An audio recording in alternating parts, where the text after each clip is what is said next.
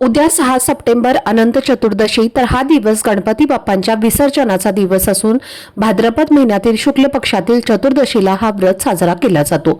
अनंत चतुर्दशीच्या दिवशी विशेष पूजा केली जाते। या दिवशी अनंत चतुर्दशी हा दिवस भगवान विष्णूंच्या अनंत रूपाचा आहे। या व्रताचा उद्देश म्हणजे आपल्या जीवनातील सर्व वाईट गोष्टी दूर होऊन सुख समृद्धी आणि मानसिक शांती मिळवणे।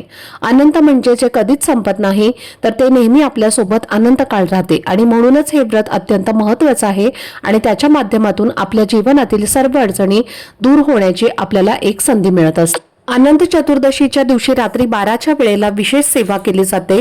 असं म्हटलं जातं की या दिवशी भगवान विष्णू पृथ्वीवर येतात आणि ते बघत असतात की कोण त्यांची सेवा करत आहे आणि कोण त्यांची उपासना करत आहे। तर ही सेवा कधी करावी आणि कोणती सेवा आपल्याला करायची आहे याबद्दलची संपूर्ण माहिती जाणून घेण्यासाठी खाली दिलेल्या लिंकवरती क्लिक करा, म्हणजे योग्य ती माहिती तुमच्यापर्यंत पोहोचेल। धन्यवाद। श्री स्वामी समर्थ।